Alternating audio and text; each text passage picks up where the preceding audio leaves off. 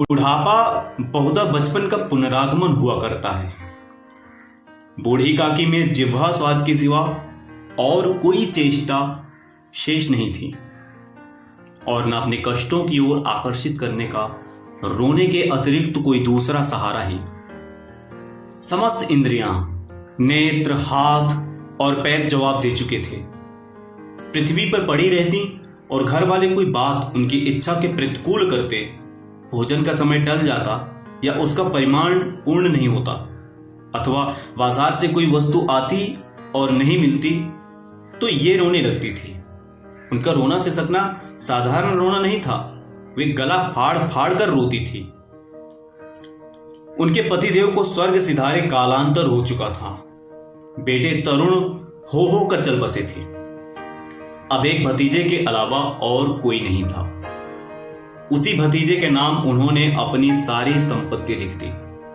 भतीजे ने सारी संपत्ति लिखवाते समय खूब लंबे चौड़े वादे किए, परंतु वे सब वादे केवल कुली डिपो के दलालों के दिखाए हुए सब्ज बाग थे। यद्यपि उस संपत्ति की वार्षिक आय 150-200 रुपए से कम नहीं थी, तथापि बूढ़ी काकी को पेट भर भोजन भी कठिनाई से मिलता था। इसमें उनके भतीजे पंडित बुद्धिराम का अपराध था अथवा उनकी अर्धांगिनी श्रीमती रूपा का इसका निर्णय करना सहज नहीं। बुद्धिराम स्वभाव से सज्जन थे, किंतु उसी समय तक जबकि उनके कोष पर आंच न आए। रूपा स्वभाव से तीव्र थी सही, पर ईश्वर से डरती थी। अतएव बूढ़ी काकी को उसकी तीव्रता उतनी नहीं खलती थी जितनी बुद्धिराम की भल मानसाहत। बुद्धिराम को कभी कभी अपने अत्याचार का खेद होता था। विचारते कि इसी संपत्ति के कारण मैं इस समय भला मानुष बैठा हूं। यदि भौतिक आश्वासन और सुखी सहानुभूति से स्थिति में सुधार हो सकता हो, उन्हें कदाचित कोई आपत्ति नहीं होती, परंतु विशेष व्यय का भय उनकी सुचेष्टा को दबाए रखता था। यहां तक कि यदि द्वार पर कोई भला आदमी बैठा होता और बूढ़ी काकी उस समय अपना राग आलापने लगती तो वो अलग हो जाते थे और घर में जाकर उन्हें जोर से डांटते। लड़कों को बुढ़ों से स्वाभाविक विदेश होता है और फिर जब माता पिता का ये रंग देखते तो वो बूढ़ी काकी को और सताया करते।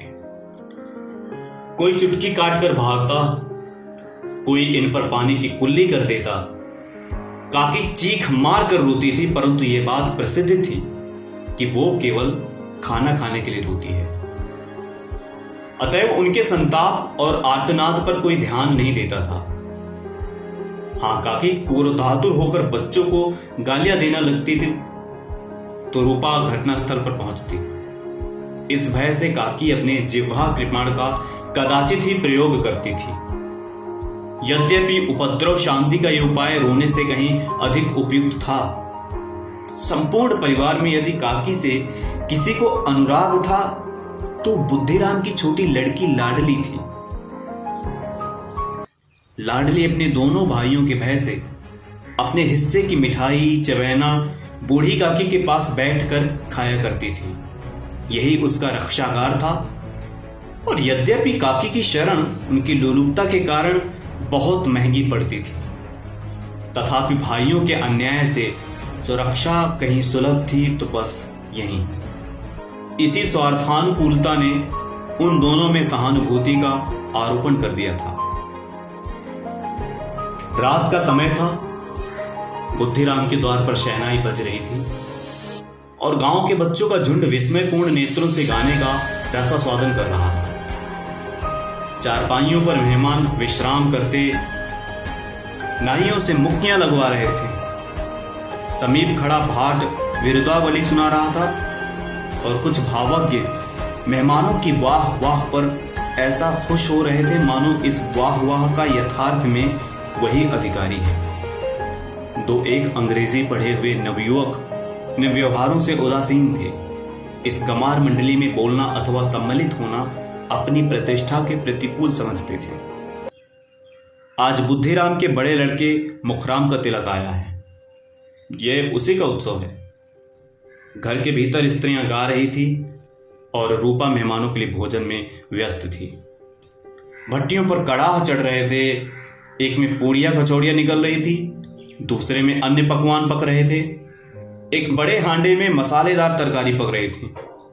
घी और मसाले की शुद्धावर्धक सुगंध चारों ओर फैली हुई थी। बूढ़ी काकी अपनी कोठरी में शोक में विचार की भांति बैठी हुई थी। ये स्वाद मिश्रित सुगंध ही उन्हें बेचैन कर रही थी। वे मानो मन ही मन विचार कर रही थी कि संभवतः मुझे पूड़ियां नहीं मिलेंगी। इतनी देर हो गई, कोई भोजन लेकर नहीं आया। मालूम होता है सब लोग भोजन कर चुके हैं, मेरे लिए कुछ नहीं बचा। यह सोचकर उन्हें रोना आया, परंतु अपशकुन के भय से वो रो न सकी। आहा, कैसी सुगंधी है, अब मुझे कौन पूछता है। जब रोटियों के हिलाले पड़े हैं तब ऐसे भाग्य कहां की भरपेट पूड़ियां मिले। यह विचार उन्हें करके रोना आया। कलेजे में भूख से उठने लगी, परंतु रूपा के भय से उन्होंने फिर मौन धारण कर लिया। बूढ़ी काकी देर तक इन्हीं दुखदायक विचारों में डूबी रही। घी और मसालों की सुगंधी रह रहकर मन को आपे से बाहर किए देती थी। मुंह में पानी भर भर आता था। पूड़ियों का स्वाद स्मरण करके हृदय में गुदगुदी होने लगती थी। किसे पुकारूं? आज लाडली बेटी भी नहीं आई। दोनों छोकरे सदा दिख क्या करते हैं, आज उनका भी कहीं पता नहीं। कुछ मालूम तो होता है कि क्या बन रहा है। बूढ़ी काकी की कल्पना में पूड़ियों की तस्वीर नाचने लगी। खूब लाल लाल, फूली फूली, नरम नरम होगी। रूपा ने भली भांति भोजन किया होगा। कचौड़ियों में अजवाइन और इलायचियों की महक होगी। एक पूड़ी मिलती तो जरा हाथ लगाकर देखती, क्यों ना चलकर कड़ाह के सामने ही बैठूं। पूड़ियां छन छन कर तैयार होंगी, कड़ाह से गरम गरम निकलकर थाल में रखी जाती होंगी। फूल हम घर में भी सूंघ सकते हैं, परंतु वाटिका में कुछ और बात होती है। इस प्रकार निर्णय करके बूढ़ी काकी उकटनू बैठकर हाथों के बल सरकती हुई बड़ी कठिनाई से चौखट से उतरी और धीरे धीरे रेंगती हुई कड़ाह के पास जा बैठी। यहां आने पर उन्हें उतना ही धैर्य हुआ जितना भूखे कुत्ते को खाने वाले के सम्मुख बैठने में होता है। रूपा उस समय कार्यभार से उद्विग्न हो रही थी। कभी इस कोठे में जाती, कभी उस कोठे में, कभी कड़ाह के पास बैठ जाती, कभी भंडार में जाती। किसी ने बाहर से आकर कहा, महाराज ठंडई मांग रहे हैं। ठंडई देने लगी। इतने में फिर किसी ने आकर कहा, भाट आया है, उसे कुछ दे दो। भाट के लिए सीधा निकाल रही थी कि एक तीसरे आदमी ने आकर पूछा, अभी भोजन तैयार होने में कितना विलंब है? जरा ढोल मजीरा उतार दो। बेचारी अकेली स्त्री दौड़ते दौड़ते व्याकुल हो रही थी, झुंझलाती थी, कुढ़ती थी, परंतु क्रोध प्रकट करने का अवसर नहीं पाती थी। भय होता कहीं पड़ोसी ने ये न कहने लगे कि इतने में उबल पड़ी। प्यास से स्वयं कंठ सूख रहा था। गर्मी के मारे फूंकी जाती थी, परंतु इतना अवकाश न था कि जरा पानी पी ले अथवा पंखा लेकर झले। यह भी खटका था कि जरा आंख हटी और चीजों की लूट मची।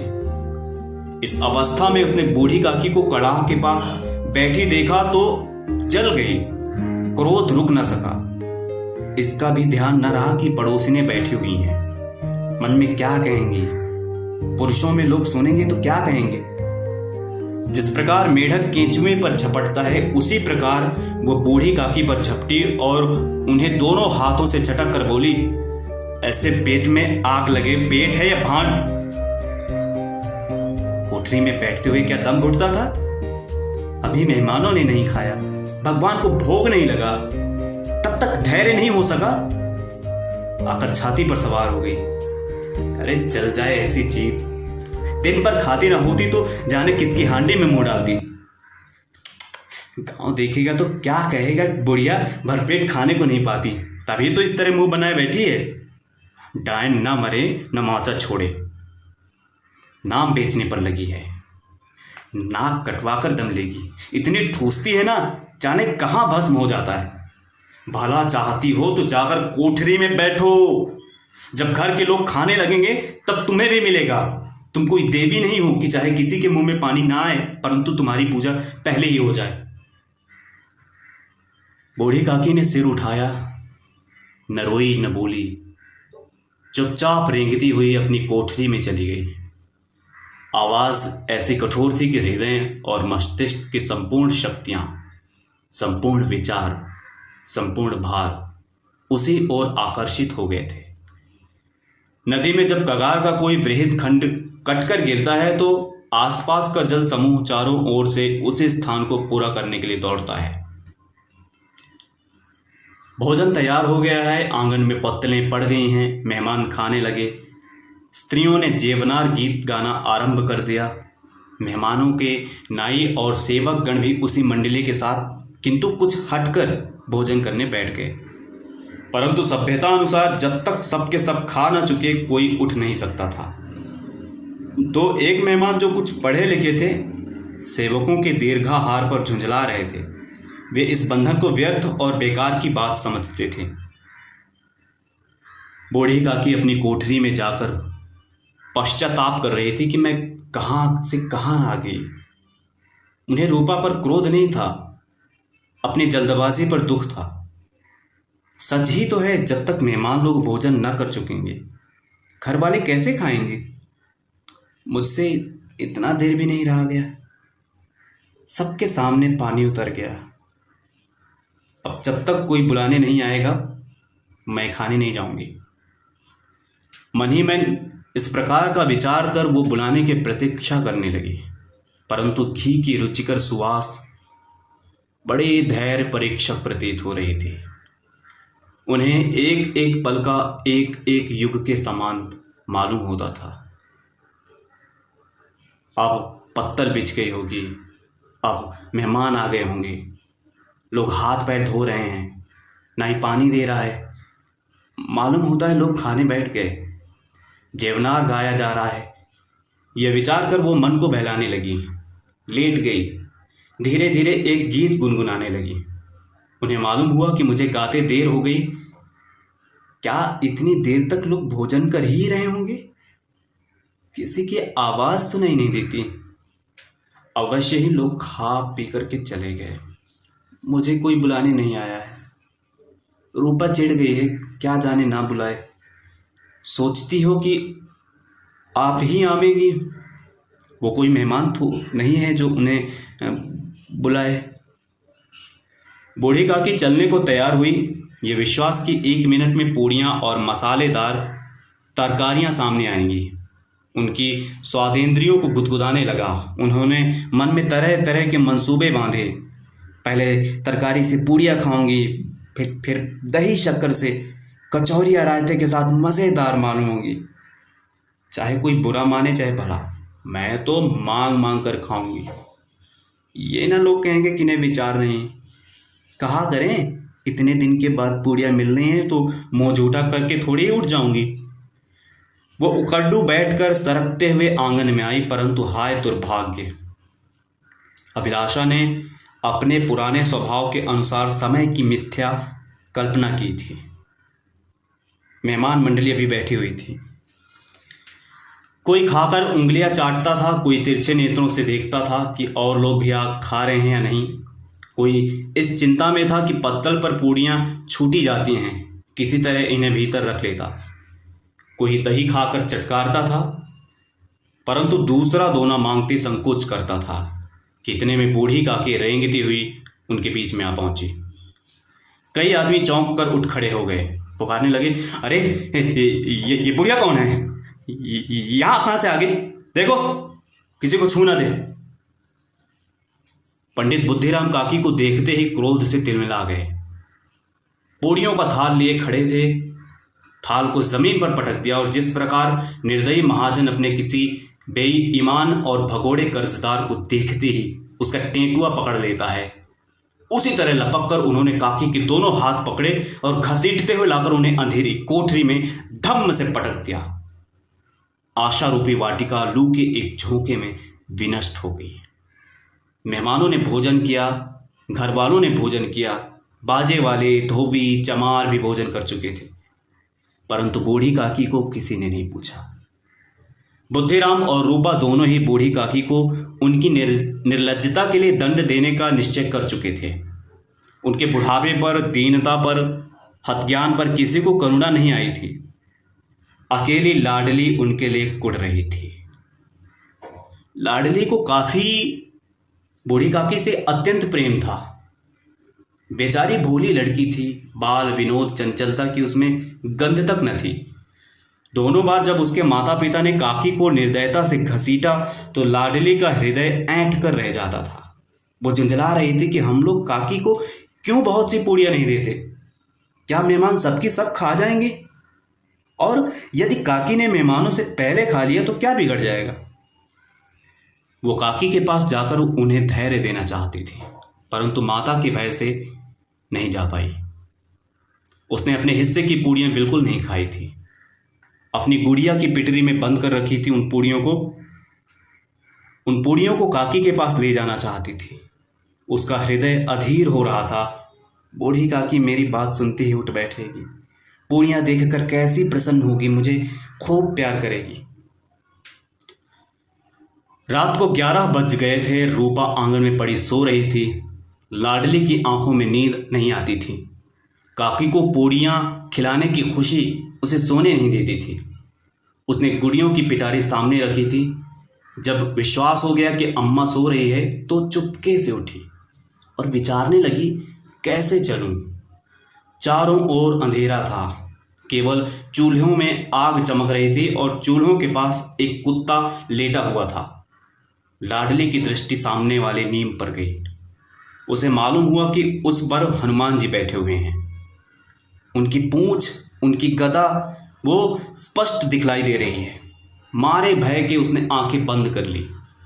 इतने में कुत्ता उठ बैठा। लाडली को ठाठस हुआ। कई सोए हुए मनुष्यों के बदले एक भागता हुआ कुत्ता उसके लिए अधिक धैर्य का कारण हुआ। उसने पिटारी उठाई और बूढ़ी काकी की कोठरी की ओर चली गई।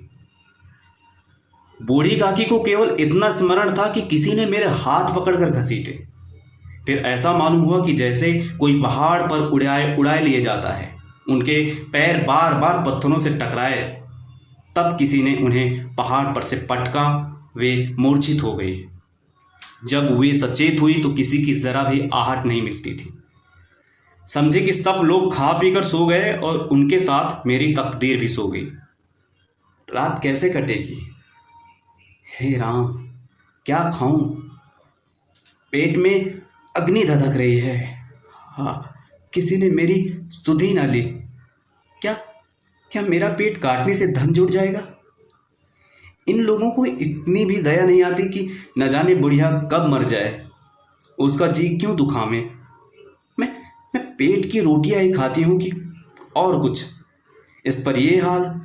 मैं अंधी अपाहिज ठहरी, न कुछ सुनूं न बूझूं। यदि आंगन में चली गई तो क्या बुद्धिराम से इतना कहते नहीं बनता था कि काकी अभी लोग खाना खा रहे हैं, फिर आना। मुझे घसीटा, पटका। उन्हीं पूड़ियों के लिए रूपा ने सबके सामने गालियां दी।